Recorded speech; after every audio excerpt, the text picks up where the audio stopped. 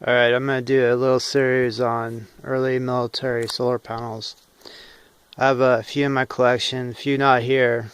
I'll have to dig those up at some point, but I want to see how these videos do.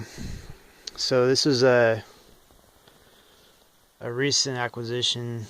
It seems to be a field mod for the SC-130 radio. And if you look at G.I. Joe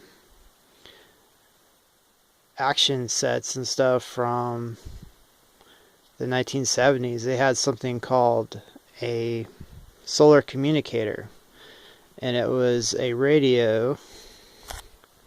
You know, it's a play figure accessory and stuff, but it was a radio that was solar powered. And I thought, wow, what an awesome idea when I saw that. But it turns out there really was a solar communicator, and this was part of it. So this has been field modded, so it's not completely original. I bought it the way you see it now. Here, I'll show you the back too. But the outside is metal. Don't know what kind of metal, but it's heavy. It's very heavy. My guess is some kind of corrosion resistant metal. Seems pretty heavy for aluminum, but maybe it's aluminum. So yeah, look up the solar communicator. It's a G.I. Joe accessory. If there really was a solar communicator, it would be this thing. So these are original solar cells. These are probably helped have this right side up, right? So these, when you see these, they're original solar cells. They're rounded. That's just how the wafers were. They were cylinder wafers, and they're cut to make the solar cell. These were extremely expensive back in the day they were made. Very hard to attain. People were making solar panels out of broken silicon wafers and stuff from the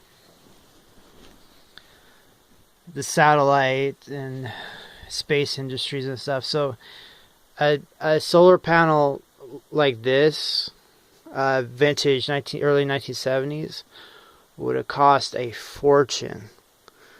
Would have cost a person a lot of money, almost unobtainium.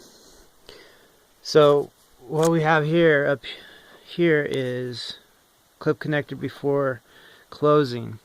Now originally this had the connector that would go to the radio it was made for, but someone field modded it.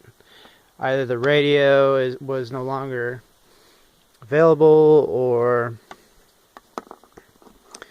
maybe it just became obsolete or something, but someone decided to reutilize the solar panel for regular discharging batteries, and that's really interesting. For me, it's the first time I've ever seen this. You have a selector for nickel cadmium batteries or lead acid. So apparently this radio had two types of batteries, and then you select the different charging parameters for either set. So I haven't tested this. The seller mentioned the sealant and stuff was cracking, which it is. It's probably just museum grade at this point. There's some damage from things coming undone. It's probably just a museum piece now. I mean, I had no doubt that these cells still work. Solar panels have no real moving parts. Discount this little hinge here, but I'm just saying a regular solar cell and whatnot, and so they're known to last a lot longer than 20 years. So there's some more detail on whatever. Um, the manual itself, uh, it details how when the field mod was made, that was the connector, uh, positive, negative, and no use.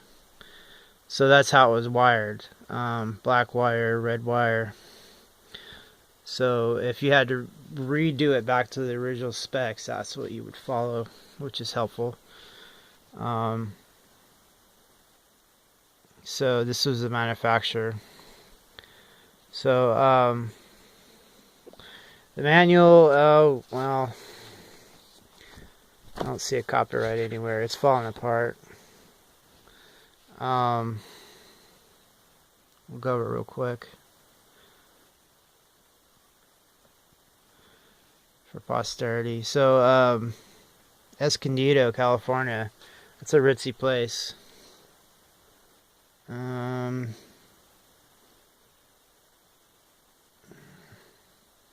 That's the Southcom logo. It's not coming up. Don't want to waste acres of film on that. So, just real quick, I'll just scout through here, and you can pause it if you want to read it, which I usually do. This will give you some early solar panel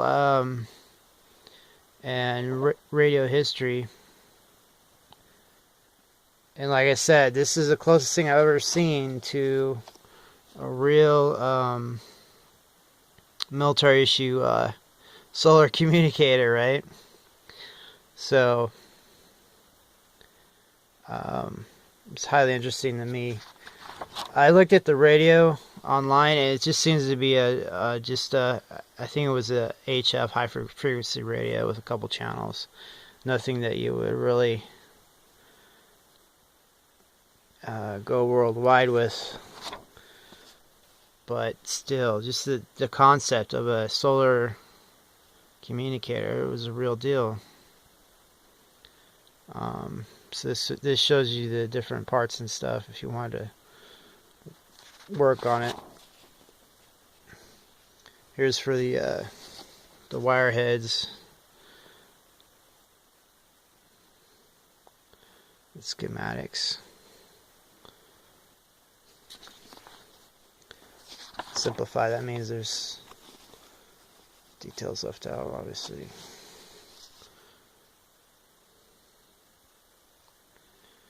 But all this is really old tech now. This is dinosaur era stuff.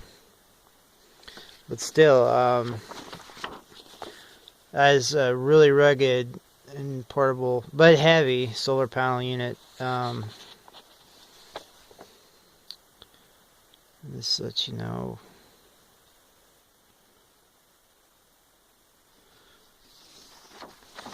That's it. I think that's it.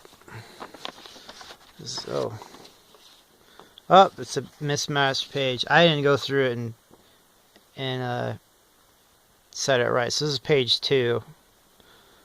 So that's why you're missing page 2. It was on the back, which sucks. I'm gonna have to fix that. Might as well do it right now. So yeah, in a nutshell, and I'm shocked the original manual's in here, but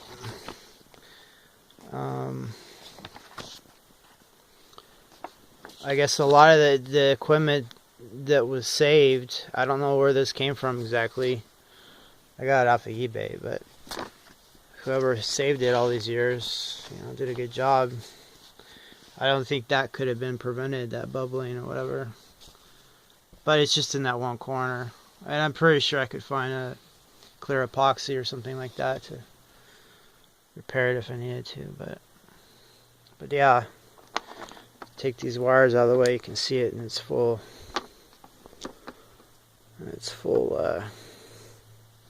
kind of weird. The wire comes out and shadows the shadow. Well, unless you do it like that and put it up in the corner so it's out of the way. You don't want the wire shadowing the cells. But But yeah, see, there you go, and all its interesting layout there. I think what I'll do. How long will this video go? I don't know. Let's just keep going, okay? I seem to lose a lot of viewers if the info is on different videos. They get I have to see with this modification. I have to be real careful when I close it, otherwise the clamps can wreck the epoxy. So next in line is this one. It's an Arco solar module. This is still in the early days. I don't know.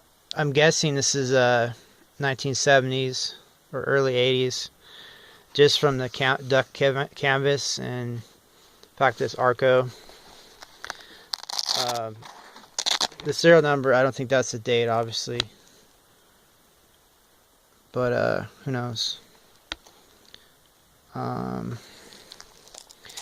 So this seller was selling 4 of these, and they start selling like fast. I was like, oh, I better get one, because we're gonna be all sold out.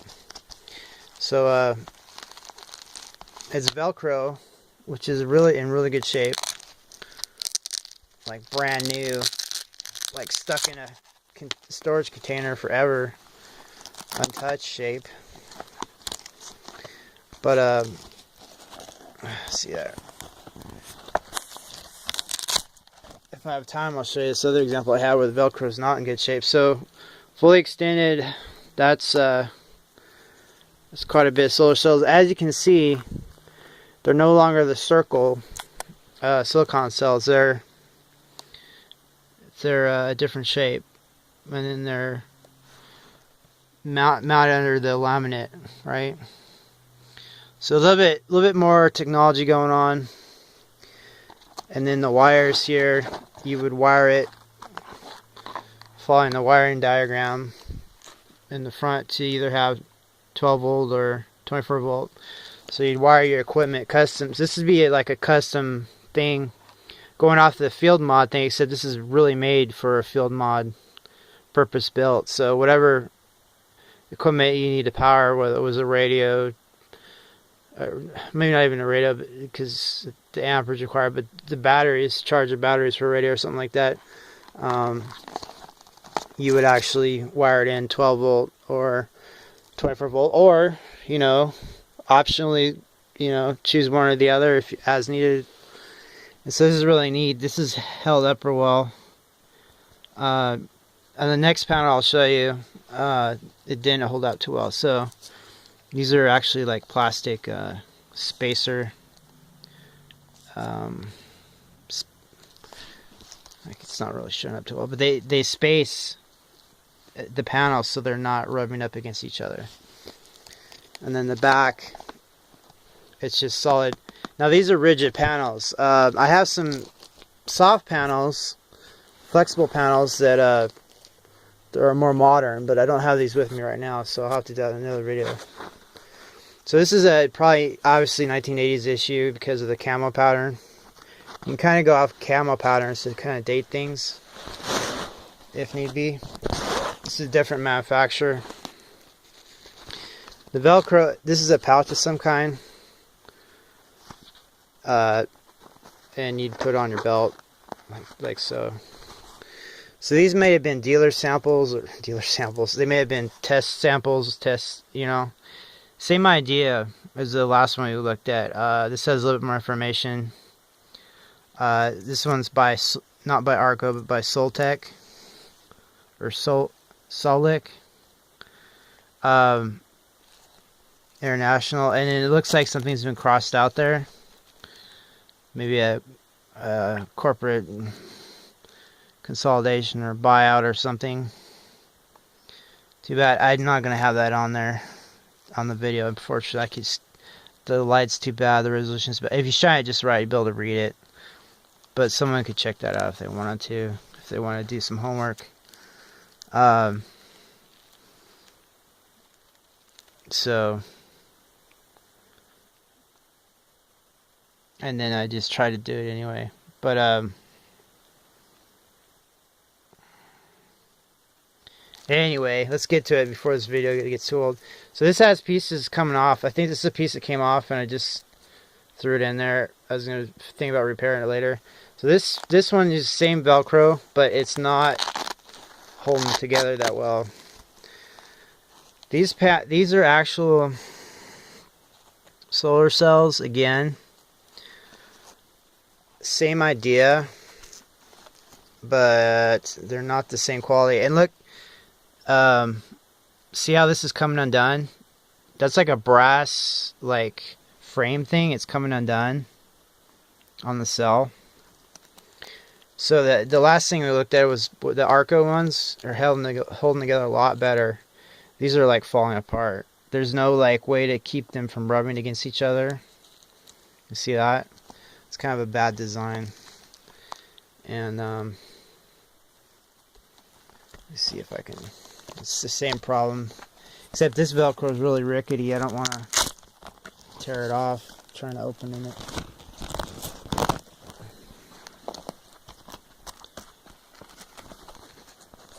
So same idea. You take the wires and you wire it in according to that handy dandy diagram. So for whatever reason, hold on.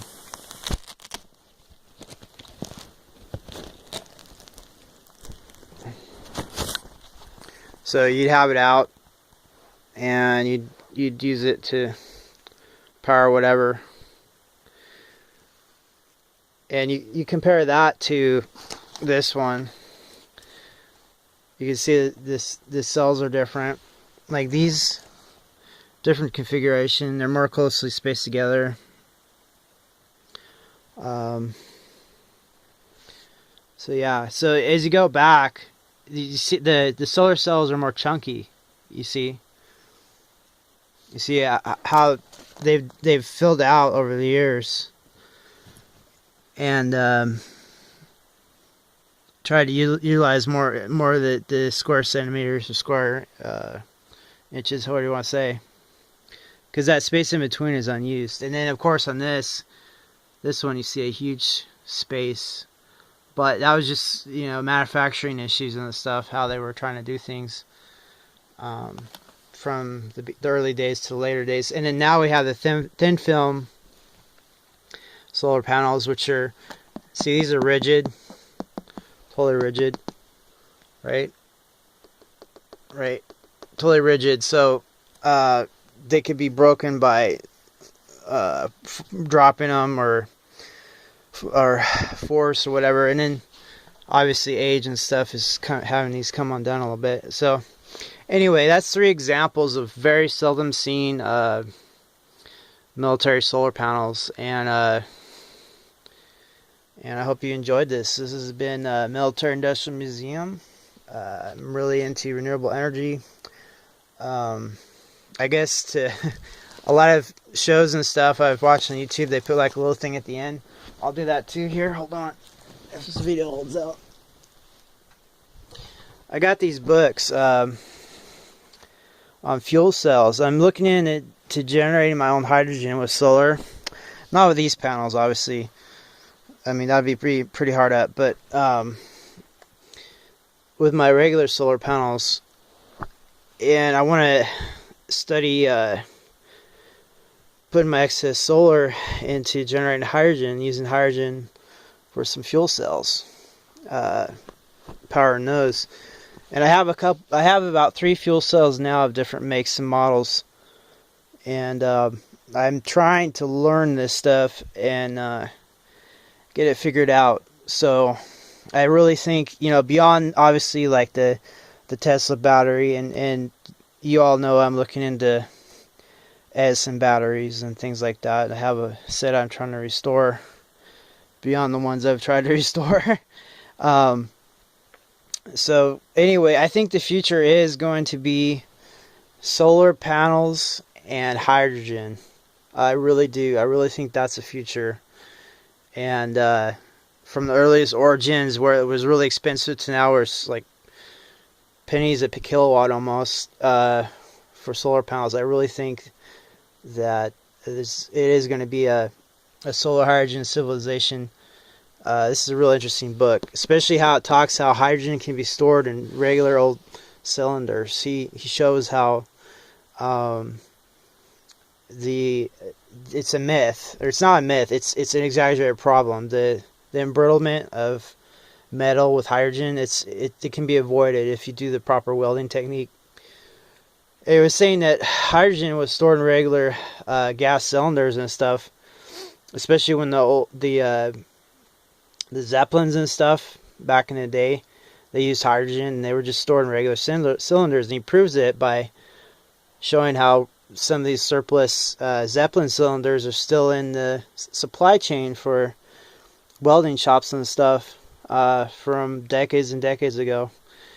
And so that was the key. I thought that you couldn't store hydrogen in regular equipment, but you can. And that's in this book. So that's something to check out. This is like a really old book on how to make hydrogen in various ways, from electrolysis, which I'm interested in, to other ways, which I'm not too interested in. This is like a potentials book. It shows you what they thought from the space program, how the future, everybody would have their own home fuel cell. And so anyway, good books. I'm trying to read them now and again. I'm really slammed with school, trying to learn a bunch of stuff to pass exams, kind of like overtakes like everything else I'm trying to do. It's actually driving me crazy, but hopefully that'll be over soon with good result. I can get back to what I really care about. So thanks for tuning in to YouTube. Sorry I haven't posted in a while. Hope this makes up for a bit. But yeah, I want to make this channel a lot better, but talk's cheap. Okay, thanks again. Take care. It's Military Industrial Museum.